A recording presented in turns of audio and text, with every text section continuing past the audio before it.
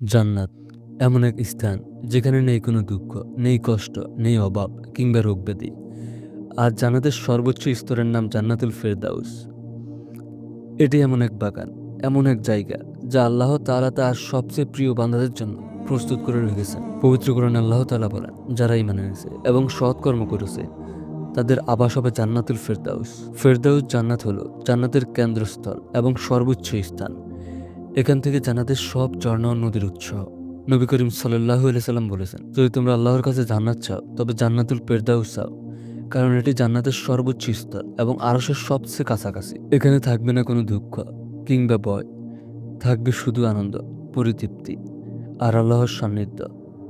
জান্নাতবাসীরা কখনো বৃদ্ধ হবে না, অসুস্থ হবে না, আর কখনো জান্নাত থেকে বের করা হবে না তাদের।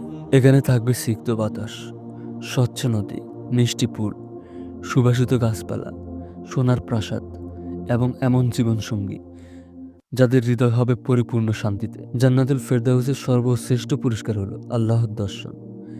জান্নাতবাসীরা সপ্তাহে একবার আল্লাহর সাক্ষাৎ পাবে। এটি এমন এক আনন্দ যা সব কিছু ছাড়িয়ে যাবে। জান্নাতুল ফেরদাউস কারা পাবে? যারা একমাত্র আল্লাহকে ইলাহ হিসেবে গ্রহণ করেছে, যারা নিয়মিত সালাত আদায় করে, যারা সৎ কাজে উৎসাহী ও অন্যায় থেকে বিরত, যারা তাকেও অবলম্বন করে এবং রাসূল সাল্লাল্লাহু আলাইহি সাল্লামের দেখানো পথ অনুসরণ করে। প্রিয় ভাই বোনেরা, আমরা এই দুনিয়ার আরাম আয়েশের জন্য কত কিছু করি, অথচ চিরস্থায়ী জান্নাতুল ফেরদাউসের জন্য আমরা কি চেষ্টা করেছি কখনো? আর যদি আমরা আল্লাহর পথে ফিরে আসি, নামাজ পড়ি, কোরআন পড়ি, পাপ ত্যাগ করি, তবে হয়তো আল্লাহ তাআলা আমাদেরকে জান্নাতুল ফেরদাউসের অধিবাসী করে দেবেন। সেখানে থাকবে না কোনো ক্লান্তি, থাকবে না কোনো কান্না, শুধু প্রশান্তি, শান্তি আর আনন্দের জোয়ার। তুমি যদি জান্নাতুল ফেরদাউস চাও তবে দুনিয়াতে আল্লাহর সর্বোচ্চ গোলামি স্বীকার করো, দাসত্ব স্বীকার করো, অন্তরে রাখো আল্লাহর ভীতি, মুখে রাখো জিকির, আর জীবনে রাখো রাসূলের সুন্নাহ।